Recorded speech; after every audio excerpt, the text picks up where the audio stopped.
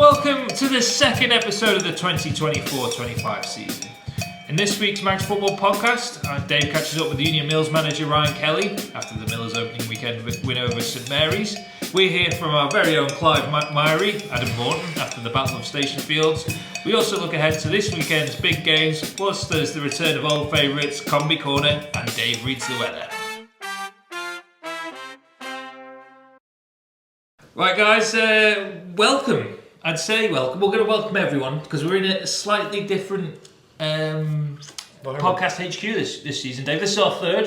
We've gone up in the world, I think, haven't we? Quite literally 2 flights. Yeah. We've gone from the basement, we're into the top floor now. I like it. I quite like it as well. It was a bit thrown together, the whole decor, but I like it. I think I can get used to this. It's very roomy. Yeah. It is. Plenty of scope to put some more kits up on the wall and any club memorabilia. So And if we ever get bored of Dave Norton, we can look out the window and we can see the sea. Oh, that's lovely. It is. It's very soothing. Adam, what do you think? That's perfect. Very spacious. The basement I quite liked because it was a bit dark, dingy, and it screamed podcast. Yeah, keeping with the quality of our podcasts. Yeah. Yeah, it can't be too nice. We've invested in better technology. We've we've got this new room. You know, things are. Some would say on the up, but I wouldn't go that far. No. Right, before we look ahead to Saturday's games, Dave, you spoke to Ryan Kelly after Saturday's Union Mills win on Saturday over St Mary's. Yeah, he was in good form, like his team. They got off to a flyer, opened the scoring within a minute, and laid down a good marker for the season. So, as you'll hear now, he was happy with his side. So, by the magic of iMovie, we'll play that now. All right. I mean, probably before the game started, you'd have told the team to go out and get into it straight away and have a fast start, but you couldn't have asked for better than that, scoring within a minute. No. Surpassed what I asked them to do anyway, but the boys have worked really hard over pre-season. We know we've got quick lads up top, and we know we can start as quick as we want to start. It depends how switched on we are at the time. But yeah, it's nice to get off to a nice little start. Well, you've got players like Luke Booth and Jack Murray, Tyler Hughes. You're always going to score goals, aren't you? Oh, 100%. You've missed Dom out there as well. Dom, of course, yeah. Dom. Brilliant. There's goals in abundance throughout the team, to be honest. You've got Matthew Milligan, who's sitting there in that little 10-year-old. Jordan Crawley wasn't here today. All of these boys all score a lot of goals as well throughout the season. So goals is something we've got in abundance, and I'm happy for that. And those guys will steal the headlines, but a big shout out to Mason Prince today. He pulled off a lot of saves, didn't he? Yes, you did, didn't you, just? Mason has been probably one of our standout players since I've taken over. I think, if I'm right in saying, I know obviously it's last season, he's not conceded a goal in football continuously since April. Wow, that's incredible. Since April, he's not conceded a goal. And that then obviously gives him confidence, but it gives the rest of the team confidence as well, doesn't it? Yeah, well, it's something that we've worked on a lot. It's just being resilient, and I think that's shown today. A strong backbone in the team and a good, confident keeper, and it puts you in good stead for a season. So yeah, I'm really happy with the way that the boys conducted themselves today. How has pre-season been? Preparations have all gone well? Pre-season, up and down, isn't it? You know what it's like. We've got a lot of lads that are 18, etc. They've just found they can go on holiday, they disappear off, they're gone for 2 weeks, then they drop back in and they're out, they're in, they're out. But overall, pre-season's been really, really good. We've scored a lot of goals throughout our games that we've played. And again, the boys, just their willingness to learn to adapt to situations and the work rate they put in is you just can't credit them enough for it. So you've had a really good start to the season there now. So it lays down the marker. I mean, St Mary's are going to be a good side this season. So what are the aims? What are the targets for this campaign? Well, to do the best that we can is our aim. I've quietly got my own reservations of where I want us to be. I definitely expect us to be up around the top 4, challenging for Railway Cup come Christmas time. Yeah. I think the competition for places we've got at the club, we're missing Joe Quayle today, who didn't play. We're missing Jordan Crawley, as I said, who didn't play. Again, probably 2 of our starting players in the midfield there. But abundance of quality in them too. A really good core, a lot of attacking players that we can dip in and out of. The combination team's got some really good attacking players. I think we're set up and we've got a really good structure at the minute. I think it's standing us in good stead for a good few years. Yeah, I think, well, you've got a great setup up here, haven't you, at Gary Moore, and with Union Mills have always had a good youth conveyor belt. And I think that's it, isn't it? You can always sort of dip into the youth teams and bring the next generation of players through, can't you? Yeah, I think maybe previously as everyone's aware, we probably lost a lot of our youngsters throughout the years because I think there wasn't always a pathway or a willingness to go into like the first team football, whereas the boys are getting opportunities now, and if they take the chances, their name's on the team sheet at the start of the game. Quality's got to be there, and the boys do what they're asked in training, and they put the work rate in. Everyone's on an even keel now, even playing field, and it's down to the boys that are in there to keep the shirts on their back, which is really good. We have a lot of competition, as I've said, and That can only be healthy, can't it? 100%. But it's really good competition within the group as well. It's not just like they're upset that they're not in the team or anything like that. They're pushing each other, which is the difference from years before. They're actually spurring each other on to get better and pushing each other's limits and stuff in training, which is great to see. So we can see Miller's challenge for some silverware this season then? Quietly hopeful. Well done today. Great result and good luck for the rest of the season. Cheers, thank you. It's a very interesting interview that day. It was. I mean, they've got a wealth of talent there at the Millers. I mean, they already had a good side, but with the likes of Dominic Harry-Brennan signing and people like that, they could be dark horses this season. I mean, you heard there he's talking about potential getting into the Railway Cup again and stuff like that, so I guess we'll see, but, you know, they've certainly started well. I think that was one of my standout results of the weekend, but we'll talk more about that in a minute. Now, one of the other big stories this week, Adam, has been the Battle of Station Fields. Yeah. You were there with still traumatised. Yeah. You were there in prime spot on the stand. The new stand, by the way. The new stand. Yeah, they've moved pitch to the front. The main pitch is the front bit now because it had problems with glass when it was first laid and stuff like that. Yeah. So now it's proper, all set up. Have they got funding for the Adam Morton stand yet? Oh, it's in the works, Dave. It's in the works. Yeah. Right. So talk us through what happened. You were there for a 6:15 kickoff. You were quite happy to be there because it was Castown Colby, always a big game. Big game at the top of the Kevin and Ardruggan Division 2. It's not right. It doesn't roll for tongue like JCK used to, does it? What is it? Ardruggan Kevin Druggan. Kevin Druggan. Yeah. Division 2. He does actually listen to the podcast, by the way, so we need to get this right at some point. Hi Kev, have you ever got any extra that sponsorship swilling around in your pocket? You know where we are. Yes, so you're there for that. Yeah. So, first of all, it didn't quite kick off on time. Why was that? Well, I admittedly got there at a minute before kick-off. That's fine. Still 60 seconds. Exactly. Probably not the most professional of moves, but we'll... Very professional. We'll discuss that in a one-to-one later. And then I realised that I was turning up at the same time as the referee. Okay. So that was a minute before kick-off, was meant to be. Yeah. So I speak to the Castown coach, who was a Colby manager last year, by the way, traitor.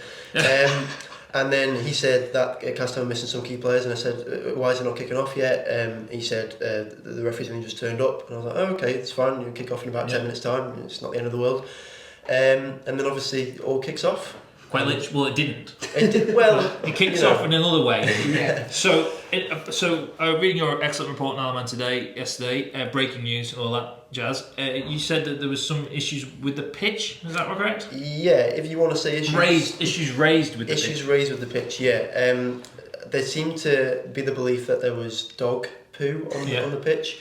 It wasn't dog poo. You think it might be a rogue owl? Well, it could have been owl. You don't know. It could have been any. Using the wonders of technology, you've got some pictures of the said feces, which we're going to put overlay now. So if you're listening to this on the many fine podcast platforms that we're hosted upon, you might want to have take a little look at our Daily Motion or our YouTube pages.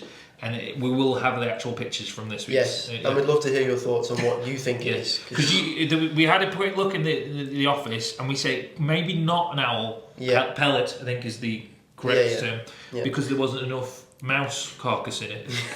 This is it's very scientific and very exact. Despite being experts at talking feces, we're not actually experts at it. So correct, Dave. Yeah, that's the segue for this week's the takeaway from this week's podcast. But one of our wildlife experts suggested it might be a cat.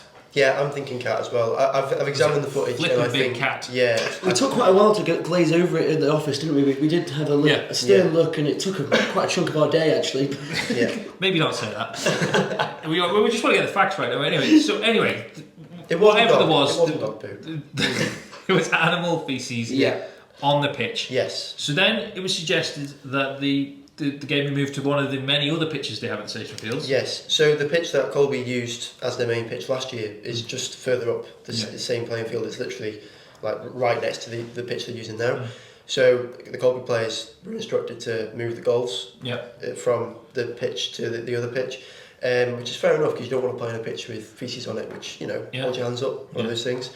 But then obviously it's... So then it was a verbal altercation between two players that nearly spilled over into something. Yeah, so Gary Sansbury kicks off in a way, and then there's a bit. I think he raised his concerns about the loudly, pitch. yes. And then there was sort of an verbal altercation between coaching staff, and then the players got involved, and one player said something to another player, and we're not going to get into it, but at that point, Castletown went back into the dressing room. Yes, Castletown, led by one person in particular, went back into the dressing room, and then that they didn't come back out, even though the game could have been played on this other pitch, further up, because the goals were moved, and then we were waiting there for 15 minutes for the players to come back out, and they didn't. So. Right. So where it is at the moment, we believe it's sat with the FA. We asked the FA for comment straight away. We still haven't had anything radio back silence from the FA at the minute, but Upfront Footy did say that he spoke to someone at Colby who spoke to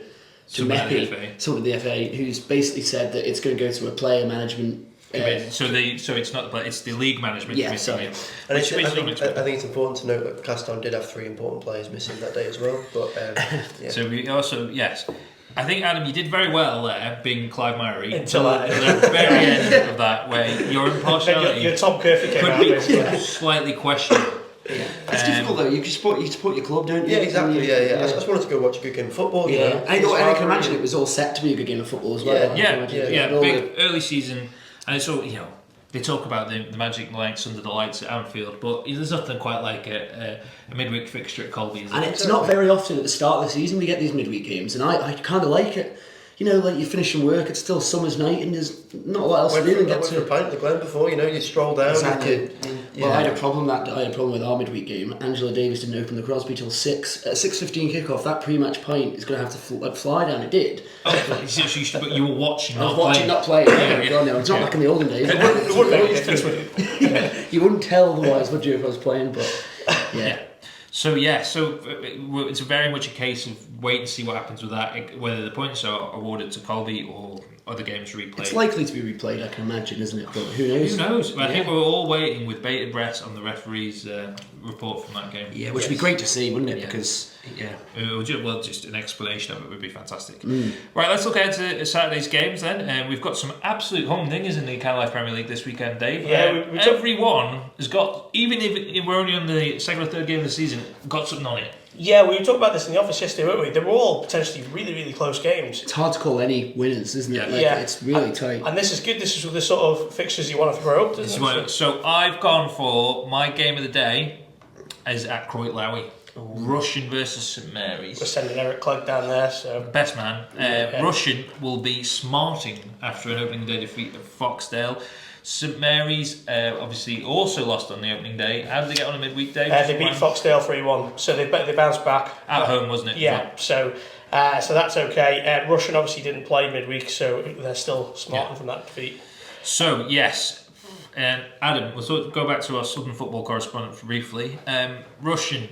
That will have hurt last week against Foxdale. Absolutely, yeah. I know I spoke to Andrew Moody before the season started. He said he was very hopeful ahead of the season. He brought in Danny Lane, obviously, who scored last weekend, and I think hopes were quite high ahead of the new season. But when Jason Chalmers on it, he's on it, isn't he? So it's one of those things. It's probably the shock of the opening day, wasn't it? Foxdale getting 3 points down there. Shock of the opening day in the top flight, because I'm going to cover my shock of the opening day. I think came in Division 2. We'll talk about that in a minute. Okay. So good game for both sides. St Mary's, Dave, you obviously saw them play last week. They seem to just not be able to get the ball in the back of the net. Yeah, basically, without being harsh, they could probably still be playing now. They still wouldn't have scored. They created so many chances. That's a really nice build-up play.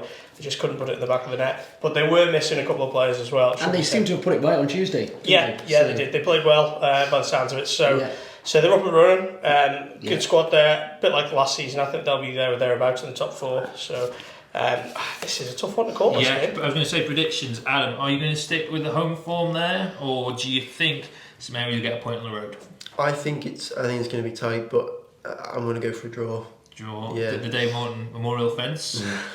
Tom. And I hope Daniel Lane scores as well. You're pondering. I am. I think. I'm going to go St Mary's. Just. I think now they've got their first win under the belt on Tuesday, they'll be confident to get the ball rolling now on Saturday. And I think maybe the opening day, it sounds like they played well, just couldn't score. Maybe now they've got a few goals under their belt, and they've got good players, don't they? St Mary's really strong squad. So. Yeah, I'm going to just go Mary's, but rushing at home as well, that's a big advantage. I think if it was at the Bowl, maybe it would be a bit different. I don't know. If they lose their first two, it's a big blow. Yeah. Big blow. I'm going with Adam. I think this could be a draw. I think Russian will be determined to get something out of this, and I think it'll completely set nicely for St Mary's a loss, win and a draw in the week. I'm with you. I'm going for a Desmond 2-2 on this one. But let's not forget your favourite ever goalkeeper's playing in this one. Might be playing in this one, Andy. Mark Blair. He's back at the first team. I am a big fan of Mark, but he's my favourite ever Manx football goalkeeper. There's been some absolute classics in the years.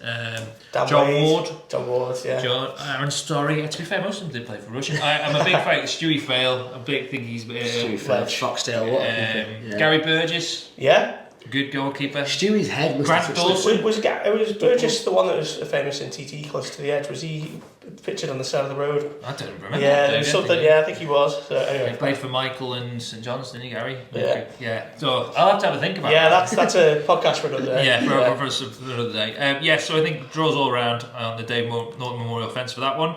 Right, next game, Peel versus Laxey, Dave. Now, Peel, having been perhaps maybe slightly under the radar pre-season, chugging along nicely now. Great result midweek, beating Ramsey. Yeah, so it's 2 3-1 wins in a row, but that at Balaclone, I mean, we talked about this in the past, but Ramsey's record at home is pretty formidable, so that's a great result. We obviously talked about Thomas Brown getting the under-21 Player of the Year last year. He's already started on fire. They seem to be finding the goals despite League Ale not being there. So great start for them. Peel have been excellent from what I hear from the start. And this Ben Woodbridge I'd like to talk about. He's meant to be very good. 16 years old coming through. He's got a 25-year wonder striker. It sounds like he could be the real deal. And Peel seem to always find these players. I feel like. I think they, to be fair to them, they put a lot of effort into their junior sides, and they have done for a long time now. They do steal from all the Western clubs as well. But no, they've got a great junior setup at Peel. And why would you? I think Gaylor said in his interview with me that when he was growing up around Foxdale, yes, he played for Foxdale at a young age, but it was all about playing for Peel back then. And I think that's kind of maybe still the case. You grow up at QE2 High School, you're in the West. Maybe the kids have the aspirations to play for Peel. I never did, but a lot of people do, don't they? That's because you're barred from the place. I wouldn't get in the team. Yeah, I don't get my own team, but I think it's a big aspiration, and I think this Ben Woodbridge looks to be the real deal, and he's obviously got a goal on the opening day in a West Ham derby at St John's. Laxey, Dave. Now it sounds like it was an interesting game for them on Saturday. Yeah, I mean, to put it mildly, they were 6-0 down after half an hour against Ayr. I mean, that's a bad start. I don't think any of us saw that. No. But to be fair to them, they got it back, and I think the edge of the second half, it ended up being 7-3 overall. So they hit back well, but obviously the damage had already been done. I don't know, Tom, have you got any insights from Tom Cowan? Did he say anything to you? No, I've not spoken to him about the start, really. I've not caught up with him about this game, which surprised me, because I'd love to have sat down with him and talked about that. I'm sure. It was on among the scorers. Yeah, exactly. And you know what? It sounds like they turned it around. But maybe this result is throwing a few people off. Maybe people don't think Laxey will be up there as strong, but they've still got the thing about their team. I think they'll be like these results throughout the season. For everyone, maybe you'll pick and lose, but maybe not Ayr actually. I think Ayr might storm ahead. But I think there'll be teams that are in and around this top 6, maybe 8 bracket that will lose and win to each other. So I don't think Laxey should be too worried or concerned. There'll be better teams than them that are going to get beat, concede more than 7 goals to Ayr. I think Ayr, on their day, Ayr can do that to anyone. Yeah, they won 3-2 if you ignore the first half an hour. Exactly, yeah. So like a true Colby fan. But midweek, to be fair, they bounced back 1-0 Classico, 2-1 against Laxey. St George's. Sorry, St George's. Sorry, they did well to beat themselves. Yeah, St George's. So they've got some points on the board, as we've already talked about in the last week's season episode. Geordies are getting back to where they were. I wouldn't say they are back as strong as they were, but they've definitely recruited well over the summer. So that's a good result. However, I still think this is a Peel win. Adam, do you think on Saturday? Is it at Peel? Yeah. Back the home advantage. Expert analysis. Back the home advantage. I'll go Peel, but I think this will be tight. I could see it being a 2-1 maybe to Peel. But what a heck of a start Peel have had to the season. Do you know, like the teams they're playing? Yeah. There's no like St John's at Western Derby. Then they had Ramsey. They had Ramsey and they've won. If they get a win against Laxey, we've actually got to start talking about them maybe going with there all the way again. Yeah. And who'd have thought that with a change in management and young players coming through as well, and Gale leaving and all that. They're struggling at Onken as well, so it's not exactly going to be a that's a close game. That that doesn't surprise me. We'll come to that though. But we spoke about that briefly with Hurty at the Football Writers, and he said, and actually, this is what St George's used to do when they're at the best. They could grind results out. Find a way to win when you're not at your best. And you might have missing a few. You know, midweek you miss a few and stuff. Just finding a way to get 3 points, and I think that's vital, isn't it? Yeah. If you want to win anything. So Peel win Saturday? Yeah, again, a bit like Tom, I think it's going to be a close game, but Peel win for me. Corinthians take on Ramsey up at Bala Fletcher. Now, to me, Corinthians have started very well. Obviously, we talk about the opening day in a second, where they absolutely shellacked Moran 6-1, and then they followed that up with a 2-1 win over St John's on Wednesday. Sorry, Tuesday. Late goal for Corinthians apparently as well. Got again grand results out. So they take on Ramsey, who will be eager to sort of flex some of that Ian Dowie bounce back ability after their loss against Peel, Dave. So again, this looks a close game. Yeah, it does, and I wouldn't really like to call this. Hattie's going along to this one, so we'll get his expert coverage on this one. I saw the start of that Corinthians Moran game the other day, and it was a close start to the match. I mean, obviously the goals started to flow after I left, but both teams were playing some good stuff early doors. Corinthians, though, they've got the firepower; they can turn it on against any team. Whereas Ramsey, obviously, they're very good at scoring goals as well, but they're a bit more solid, I would say. So I don't know this. I'm going to have to sit on the fence. I'm going for a draw. I'd say Corinthians did surprise me on the opening day. They were very strong. I think I put them to go down actually, so apologies to them.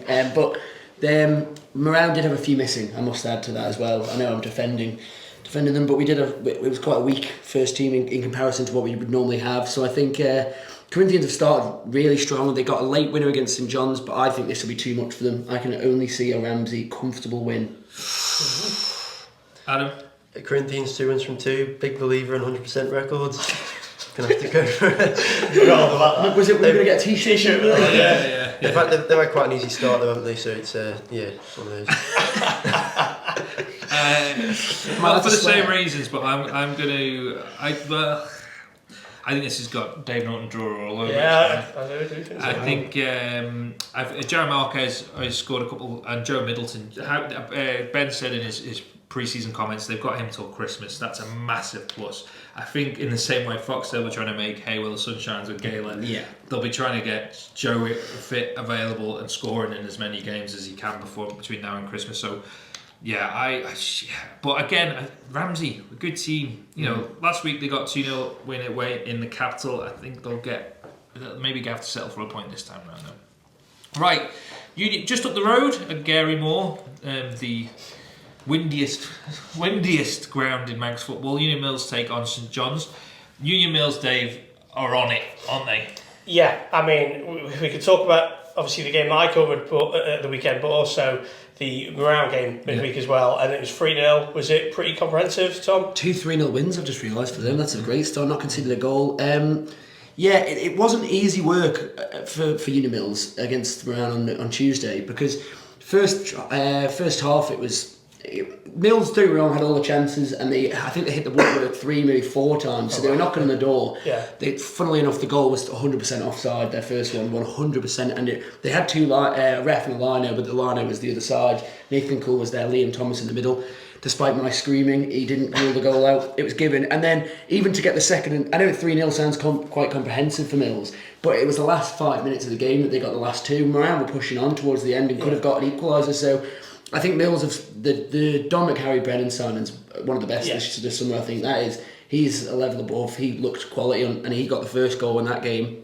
He's trained with FCL man last season or season before. And there's no doubt, so he looked really good. And yeah, Mills, I think, will grind their way to... I think they did that against Moran. It was horrible conditions down at the playing fields, and they found a way to win. Something Moran could do with doing. And Luke Booth as well. He's always going to bag a goal, isn't he? They look to... I think you made a very good point. The fact they've kept 2 clean sheets is probably the most surprising things about those results, because they have an embarrassment of riches going forward. Yeah. You said last night you came up against Collier in the Combi. He was first team striker. But then the 2 defenders, Nathan Yates and Owen Quayle. You know what? Them 2, they're like... And they don't look like they're good on the ball almost. I don't know what it is, but they play nice football out from the back. They're compliment for you lads.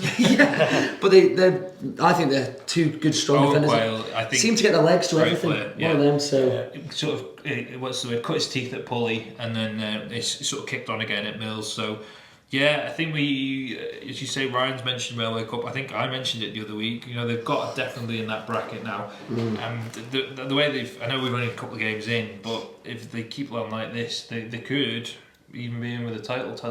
Yeah, you can't rule them out. I think it's going to be one of those seasons you alluded to before, Tom. I think everyone's going to be able to take points off each other, which is going to make great for the neutrals, isn't it? So. St John's, Adam, can they find a way to derail this early season Union Mills juggernaut? I don't think so. I remember doing my predictions, and I didn't. I think I overlooked Don McCarry. I remember seeing him playing against Colby last year, and I think he's absolutely fantastic. So I honestly think he could be in the shout player of the season this year. And yeah, I back Union Mills to carry on. St John's had a pretty tough start as well, haven't they? Yeah. I know 2 tough games in fairness to them, Peel and Corinthians, but they've lost both. And I know it's not by much though. Luke Murray's a scorer there as well. Yeah. He's always going to be a help this season when he's not playing elsewhere. Yeah. So I don't know. I think they've still got the likes of Joe Savage. They've still got a lot of the players there that can get them out of jail, but they need to start winning at some point. A quick question about Joey Savage. So I was watching him play Onken in pre-season the other week while I was playing football myself on the Astro. Joey Savage, what position? Everywhere. But I like him at fullback, and I think he likes it at fullback. But then he has been put on the wing. He was part of front 3, I think I heard. He was wearing the number 10. Oh, see, this is one of my pet peeves of Manx Flag football, right? You're playing right back, wear 2. Yeah, but do you realise in Manx football now, it's all about sizing? So I have to sometimes wear a number 14, and I'm more of a number 4 because it's actually Mario Balotelli with a 99. The numbers aren't associated to how big the size is, nothing like that. But how do they size it? Do they think, oh, he's a fullback, he'll be quite small? Well, I don't know how they do it, but I can't. I'm not saying Joey's a big lad. No, he's not. He's not. But you know what I mean. But it just threw me. Why are you playing your playmaker at fullback? Because I can imagine that maybe number 10 was a small or a medium kit and it fits in the Joe nicely. This is what game's gone. Yeah, it has gone. Everyone extra large. Like, we look at this fine Ironman Football Association, Julian Ringham. That's a 46-inch chest, right? And Julian Ringham was probably about 30. Yeah, he wore it with pride. And was it drowning him? Probably. And every player had the same size kit. So what would you rather, an oversized cheer or an undersized cheer? I'm fat, so I've got to go oversized. I've got to go oversized. I'd rather be drowning it. You talk about positions and numbers. That says Morton number 8. I was in box to box. I was a right back. So why were you wearing 8 then? I have no idea. You're part of the problem. I know. I'm disgracing myself, to be honest. Anyway, so yes, St John's. This does look like a home win to me. St John's though could get something out of this with the following wins, which is always a possibility at Union Mills. Yeah, definitely. Right, St George's Onken, Dave. The Battle of Glen Cutchery Road? Yeah. I've just made that up. Yeah, well, there as well. This is where Dean's going on front footy, so we'll get coverage on that as well. Yeah, difficult one to call, this one. I mean, Onken, we mentioned it before, but they put up a really good fight against Ayr the other night. It was only 2-1. I think it was a penalty that won it in the end for Ayr. So did they not play on the opening day, Onken? They had a free week. Yeah. Okay. So, I mean, tough start to the season for a promoted side, but fair play to them. Again, with this one though, Geordies have had 2 toughish games. I mean, we're obviously talking about them a lot. We don't really know what level they're at the moment. You're talking about them getting the band back together, and so they've obviously got a good squad there. There's only so long that band can play, though. Well, that's it, yeah. So speaking of someone in the twilight of my playing career, well, that's never happened. You're just saying that because you've injured your shoulder again. So. No, I haven't injured it again. It's just old. It's because it's slightly damp today. Outside. Winter is coming. Winter is coming. Yeah, well, I predicted to be sailing instructor today, and that was before I saw the email. But no, this will be a good marker for both teams. Onken recruited heavily in the summer, as we talked about. Tom, the half of Douglas Royals first team squad have gone there. Shocking. I think this could be a draw as well. This could be a coupon buster this week. Absolutely. Yeah, I'd have to say the same. This one's going to be. I think this will be a draw. It'll be tight. As you say, we don't really know what Geordies are like so far, do we? It's going to be an interesting to see. And Onken, again, based on that result against Ayr, that's hard to do that. To play. I know what teams have got to do when they play now, and it's set up in Manx Footy. I don't know whether Onken did that or not, but that's a cracking result, even though they lost. Yeah, you look at what we said before. What do Ayr do to a lot of teams? Steamroll them. Exactly. It's hard to stop that train just coming in battering you, and it can get embarrassing. And it's all about not dropping your heads. I think against Ayr, when you're 2-3-0 down, you're not really you're unlikely to get anything from the game anymore. Yeah. It's about not giving up. It could all come down to goal difference, but then again, goal difference doesn't matter, does it? We're not going there again, Tom. That was last season. You had 20 minutes on your Tom Curfew bingo card for goal difference. Adam, what do you think for this game? I think I'm going to do right this year. I mean, you sometimes worry about teams coming up, don't you? That they just go miserably straight back down, but they've, like you say, brought in a lot of players from Royal, so I think they'll do right, and I think they'll win again. Well, not again. Asbridge is a good signing, isn't he? Versatile. Yeah. He's a good Div 1 player for a team around there, I think. Hard worker, isn't he? Yeah, he is. He'll make a difference this season. The final game in the top flight is the big one in certain quarters. Is there a cup played for this? No, there's not. I don't think there used to be either. Mushrooms St John's. Mushrooms around St John's. They played Laxey in the minors and they won. Yeah, so this is Foxdale Moran up at Billy Moat Park. It has rained. Game's off. But we say that. And Moran's hasn't been that good. It's been so damp that you've kind of got to almost say Foxdale, if it's off, fair enough. Yeah. But because often there is times where we've gone throughout the years. Bloody hell, how's that game off? Every other one is on. Yeah. But Billy Goat, I know they've been trying to work on it. So fingers crossed this game gets on. Tomorrow's meant to be nice. It's Saturday. Fingers crossed is nice as well. So Dave, Foxdale 1-1, lost 1. Not a bad return on the return to the top flight for a first time in nearly 30 years. With all due respect to our man on the right, they should be targeting 3 points in this one, shouldn't they? Yeah, I think this is the sort of game that at the start of the season, after the reinstatement, that they would have been looking at. I'm sure Barton Beaumont's been giving Tom a bit of stick as well over this one. But any ridiculous bets placed on this match? No, but we definitely should. Now I think about it, because I'm ready to lose some money. Like every weekend for you, Tom. But I mean, you talk about Foxdale before. I mean, that second half against Russian, it sounded pretty crazy. I mean, Chalmers scored. Well, they scored twice within a minute, didn't they? And that result just gave them so much confidence going forward. Bit of a setback, obviously midweek, but some areas are a good side. So I'm expecting Foxdale to bounce back. Do you think the signing of Lee Gale would bring everyone at the club to a certain standard and level? I sometimes think we forget we're talking about amateur football and we try and apply professional logic to it in the way that it cascades down from the media and everything. Yeah. But you're not wrong. Gaylor coming into training, we know he keeps himself in great nick. He's a brilliant cyclist. He is a player that we saw the influence had on a Peel squad, with no due respect to Foxdale or a slightly higher level. Yeah. He's undoubtedly going to bring it. Everyone, you can imagine yourself, if someone like that walks into training, suddenly you're like, we're on. You always want to impress him as well, don't you? Yeah. And that could give Foxdale... Even though his mates, and we talked about that in the interview last week, he's played football with these lads when he was 14. Yeah. But it brings everyone up. Everyone's like, and the little bits that Lee, he's played for FC Alaman, he's played for Alaman, he's played for, Peel for 16, 17 years. Some silly amount of goals. There will be bits he's learned from some of the best managers in the Isle of Man game. Yeah. Those bits he can bring to Foxdale are massive. Yeah, do you know what I mean? So and he started last weekend. Yeah, he did. And you know, how's he going to get in the team over Chalmers and Chapman? it's a front three, Adam. It's a front three. It's meant to be. Martin Bowman says it's the best front three in Manx football. So just make sure that gets out there. What about Union Mills? Yeah, he's deluded. But one thing I will say about Gaylor just quickly is that interview I did with him, he's not just come here for a little bit of a let's play with mates again. He's raring to go, and I think he doesn't do anything in halves, does he? No. Gaylor's going to come to Foxtel and he's going to demand. Playing half the season. Well, yeah. That's quite ironic. He's off soon, isn't he?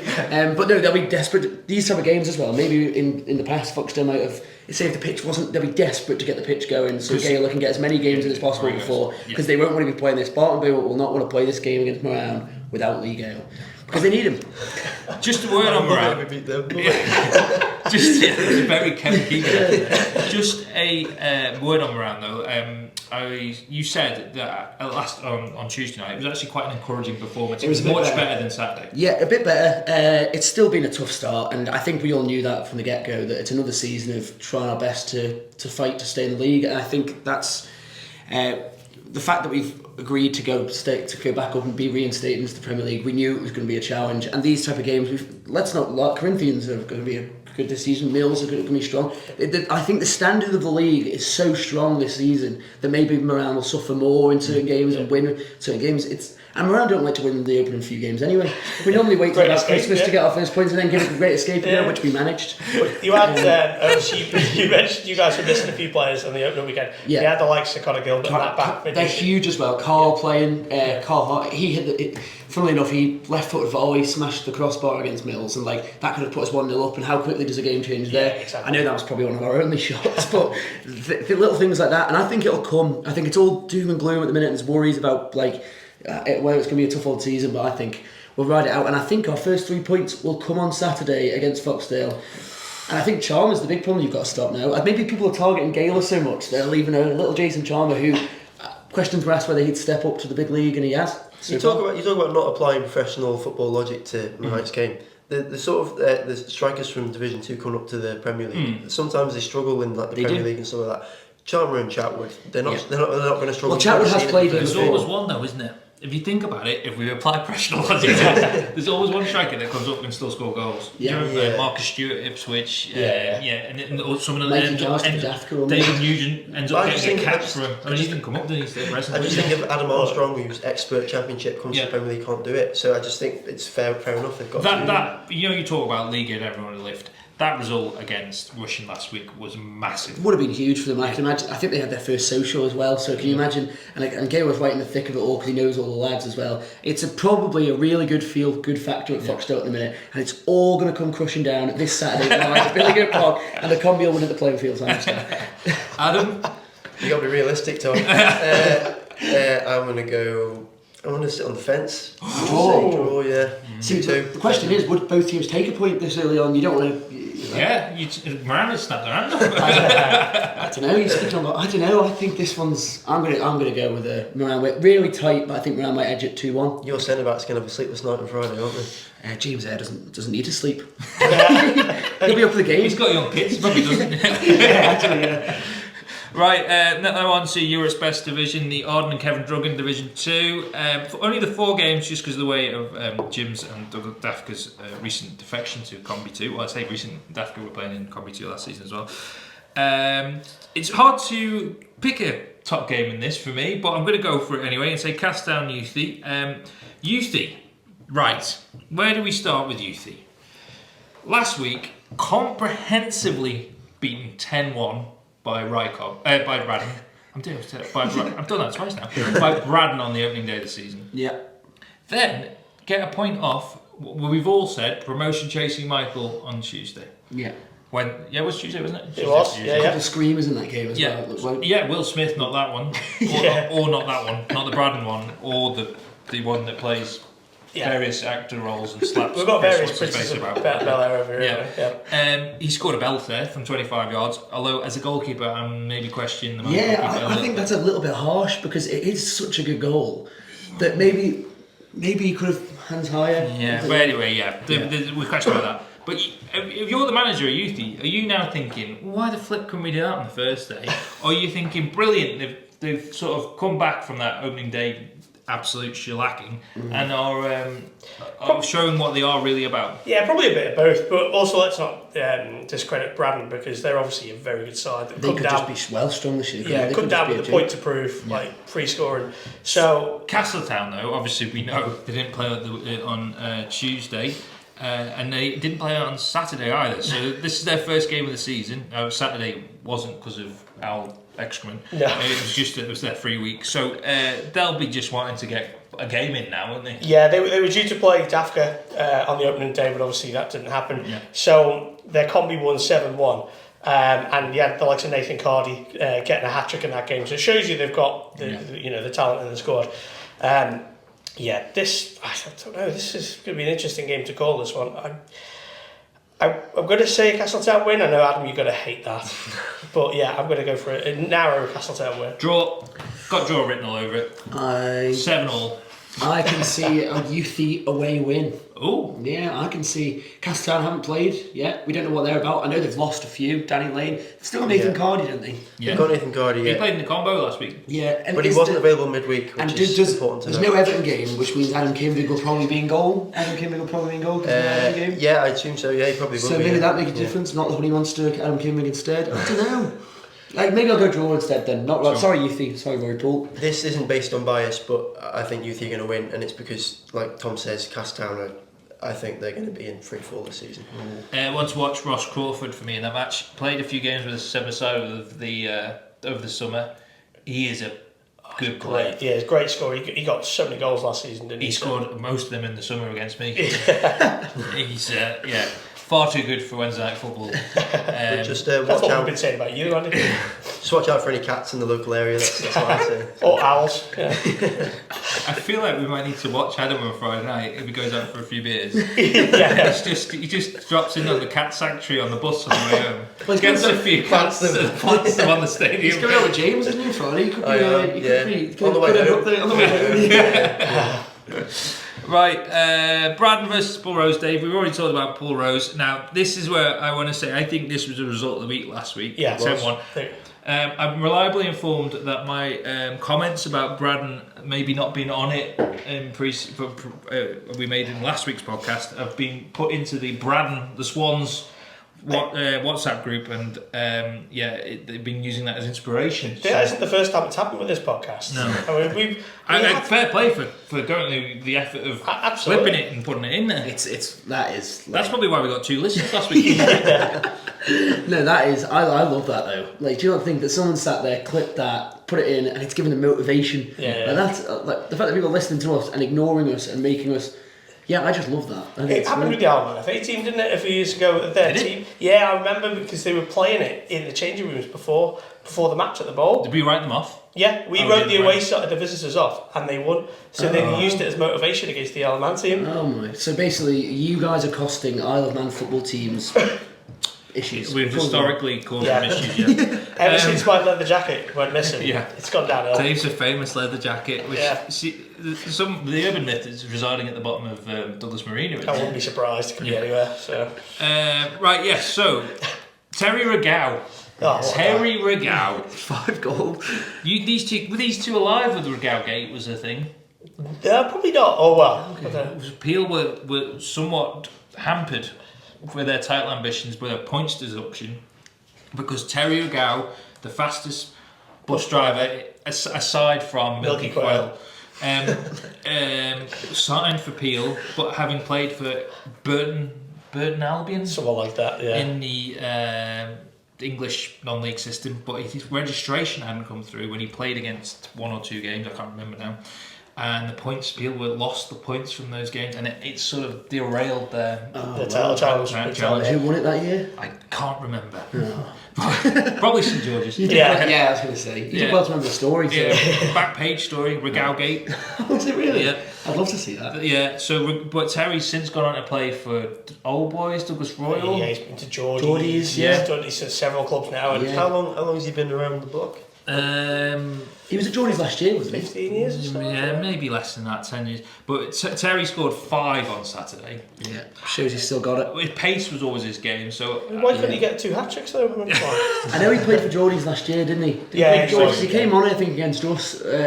And you could tell he'd like lost a yard maybe or two, but clearly Div 2 he's found his... What they had to do, I was speaking to Johnny Myers about that last season, they had to use the rolling subs with him. Because they could only do like 10 minutes at a time. Yeah, because I remember him coming off and on, but it worked. Yeah, sometimes it was effective. I think it was because of a knee injury or something or whatever it was. They just had to really manage his minutes. But on his day, he's a great player. Yeah, and I mean, 5 goals there. Braddon, who were already quite a young, strong team anyway, bringing in an experienced head like him, that is a great signing. Well, one of the youngsters, Morgan Beckley, scored last week.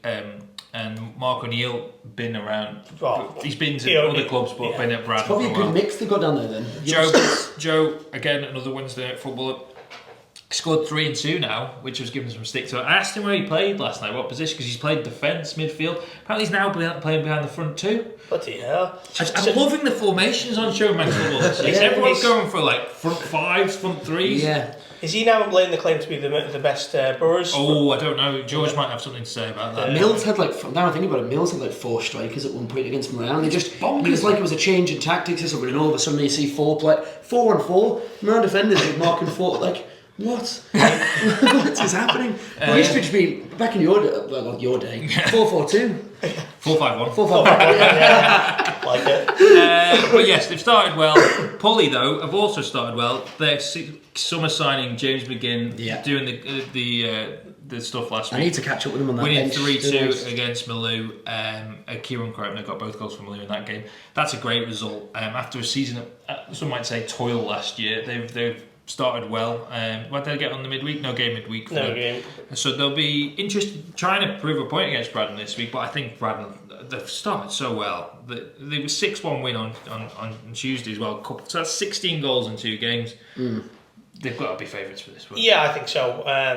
Fair play to Pulley. Just getting that team out and the signings that they've made, I think that's already a positive start to the season. So I don't think they'll be in any trouble. I think Pulley will be sort of mid-table, maybe sort of challenging, maybe for a top 6. I don't know, but yeah, I think it's got Braddon win on it. I'll go Braddon, but quite comfortable. But can I just say that Malou Pulley game? That's a meaty fixture. That isn't it? It's a shock. It comes around. Shock, that result. No, but I bet that was a thrilling game. Pulley have recruited well in the summer. Yeah, they have. So they have. Yeah, it's not the Pulley of old. I saw Malou post at half time. I didn't realise what the full-time score was until right now, but I saw Malou post that they were 2-1 up at half time, and they were like dead confident. They were like, oh, good first half and all that. Malou love a bit of the Twitter post, don't they? They do love a little bit of winding up and replying to comments, stuff like that. Yeah, you can get at Malou. You can. You certainly can. I've got experience. So who you calling in that one? Winning that one? Braddon or Pulley? I'm going to go Braddon quite comfortably. Yeah. Malou, they're taking on Governors Athletic in a game that bizarrely quite a few players have moved between the 2 clubs historically. I don't know if it is much. It's a Tony Sewell derby, that's why. Tony Sewell derby. Govs, they had a great result midweek, narrowly losing 3-2 to Old Boys. Well, as much as a loss is a great result. Yeah, we have to say, so obviously 5 goals, 4 red cards in that match. Yeah, what this is the one that Dean Turp was at the other day, and it just sounded mental. I think Dean got a bit of flack for his rating of the ref. I think he get 55 out of 100, and I think the 50 for turning up is generous, by the way. I think 50 for turning up is like, what? I guess some refs don't turn up. Well, they neither didn't. Adam's game. Is it true that Old Boys had more red cards in that game? Is that right? Old Boys had 3, I think, and Governors got 1. Yeah, I think so. With some of them a couple of cautions. But one of them was a manager. One of them was the Old Boys manager, wasn't he? Yeah, he was. They were managers. They always seem to have a Gartland in their managing coaching staff, don't they? Even if your name's not Gartland, you have to change your name by default when you take on the role. It's part of the.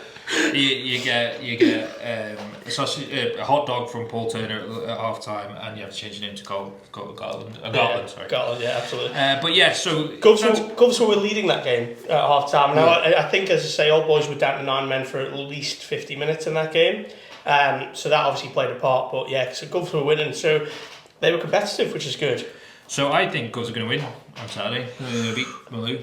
Oh. Although Kieran Croutner is a good player. I think this will be tight, and as you say, Kieran Croutner is a very good player. I'll go with a draw here. I think it'll be tight, and I think because Malou aren't pushovers either. They'll fight for everything, and they'll be. They've been struggling to fill the team recently. Malou, have they? Yeah. They asked to. Great weekend. They won 7-2 in the midweek. We should Royals. So. Yeah, that's as well. Royals are on free fall, aren't they? And no wonder if all your players get up and go. So out of pure hatred, I'm going to go for Govs. Of course. I'll go for draw. Yeah. Yeah, I'd go for a Desmond Tutu again. Michael United versus Douglas and District. Now, Michael started off with a narrow loss to Colby, and then they've drawn with Youthy. Have we hexed them, saying they were... I think, did everyone go for them? You've got a 4-5-1 in front of you, Dave. You So you, Andy. I've got the back of it. Right, so... Did most people go for... Tom didn't. Tom went for All Boys. Andy, you went for Michael. I went for Michael. Adam, I don't know yours, because yours... I know, yeah. What happened to yours? I have no idea. I went for Michael too. Did you? So, yeah. Right. So a lot of people have gone for Michael. Yeah. Have we hexed them? I think we might have done, only Sam Turton went for Braddon. Eric did as well, so interesting. But with the striker Liam Kane and with the firepower they have, it must just be the defence. I know they were looking for a goalkeeper, weren't they? First team keeper was their big problem. So maybe they'll still score a load of goals. It just depends on how many they concede. That's because Liam Kane's going to bag. We kind of know what he's going to do. There's talk of him already confirming a deal to go to Laxey next season. Well, you started at Laxey, didn't you? Yeah, he did, and I'm led to believe that he's going to have one more year at Michael, so he'll want this year to be a big one, and they've not started the best, but... I've heard that Liam Kane, on that subject, was pocketed last weekend by the new centre-back partnership with Colby of Jordan Edge and Nick Clegg, who's moved from Gyms. So yeah, he was striker last year, gone back to centre back, and apparently they pocketed him. So bold claim from Adam. Yeah, so he hasn't scored yet. To be fair, I don't think. No, he hasn't. Nope. Not that I'm aware of. So. It would hurt nice to see scoring again. He was at Ayr last year, but I think he had a lot of injuries. He used to be at Moran. He's a good sign to have back in as well in case he's a... I think he was at Michael last year as well, wasn't he? I think it was last year. Yeah, he did have a spell at he did go to Ayr at one point. Yeah. I know he didn't play much. Nathan and Owen both. They both went to Ayr, didn't they? Yeah, traitors. Word for the opponents, D&D. Dave, now obviously they started it off. Did they play on Saturday? No, they didn't play last weekend, but they did. Lost. It's a tough game in midweek. They lost 6-1 to Braddon. So, again, little is kind of known about D&D's form with that. I think you obviously spoke to them, didn't you, for 4-5-1? Yeah. They brought a few... Host of new players in, a couple of returning players, new manager. So it takes a bit of time to settle down, doesn't it? Yeah. So I think home win for the Aces for me. Yeah, I think Michael... but it won't be as comfortable as they think. I think D&D make it hard, don't they, for teams? Yeah. I think it'd be maybe a 3-2 or a 3-1. They'll probably go into this confident, having looked at those two previous results of Michael. So you never know with D&D. Yeah, they can always pull out a shot. And we don't know who's playing for them because they will have signed 50 players. So, and we don't know. Is it too early to say it's a must-win game for Michael?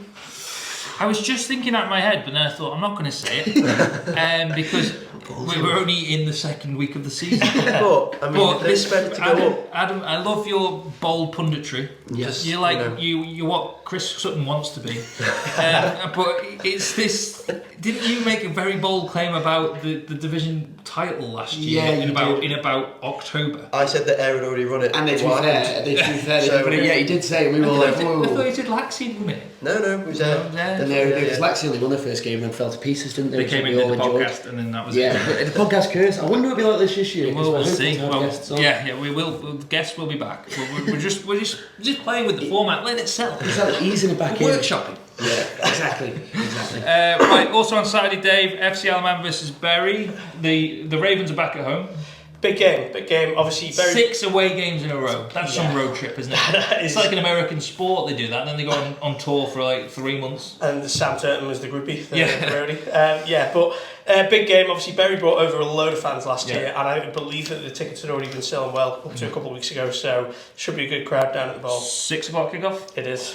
FC Alman currently 12th, if my memory serves me. Bit of a mixed bag so far this season. Yeah, they had 2-1 defeats, but then they got back to winning ways in midweek 3-1. Prestwick Hayes, yeah. So bit of confidence. It sounds like the likes of Sam Baines and people like that played really well. So be interesting to see what the lineup's like. Big Bury contingent coming. I know they're bringing some of their junior sides as well. I think their under 10s are playing games on Saturday and Sunday. Right.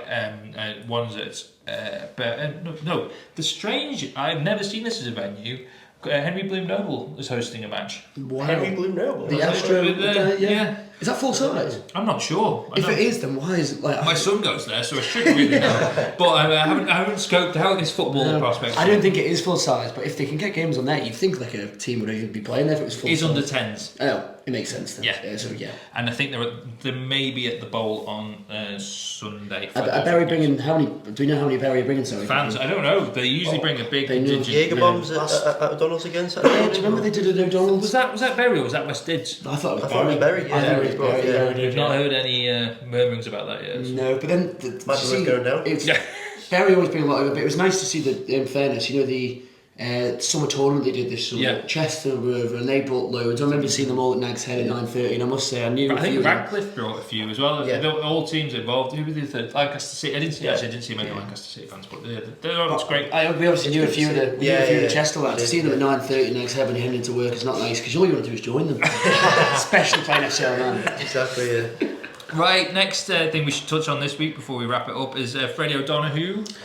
Have I said that right? Yeah, Freddie O'Donoghue, I think that's how you pronounce it. Yeah. Freddie O'Donoghue. You only interviewed him this week. Yeah, of course. Yeah, he was good lad. So former Peel midfielder, played 5 games. Played 5 games last year. I think maybe 1 the season before, something like that. Signed for Carlisle United versus Dundee. Yeah, he's doing well. 17 years of age. Made his first team debut in the EFL Trophy this week in a 2-1 defeat by Nottingham Forest under 21s. Yeah.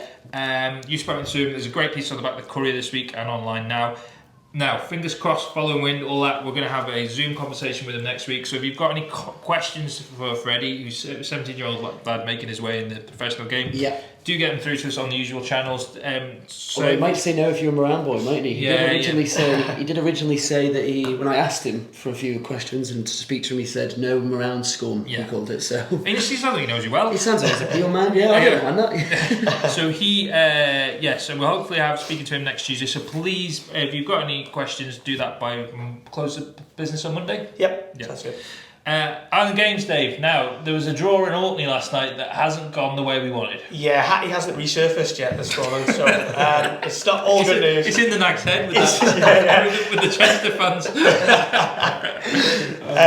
So, good news for the Alaman men's team. They are safely in the draw. So, because it's in Orkney, the competition next summer, it was oversubscribed, so they had to obviously cap it at 12 teams for the groups.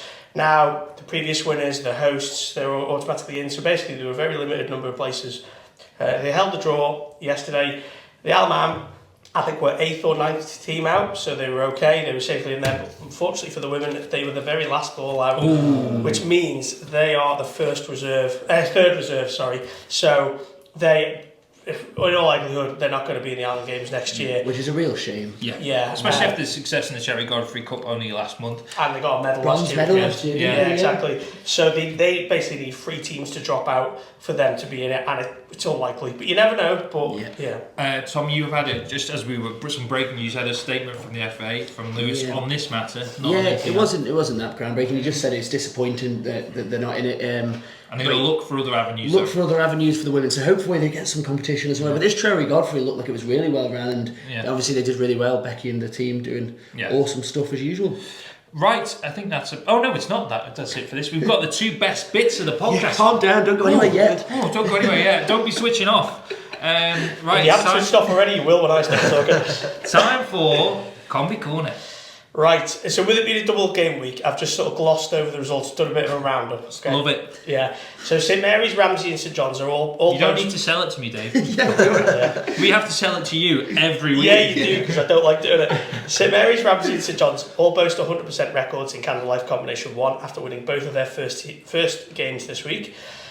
St Mary's lead the way after recording 3-1 and 9-0 wins, with Ramsey second after 6-0 and 4-2 successes, while the Johners both won both of their games 4-0. Oh, easy for me to say.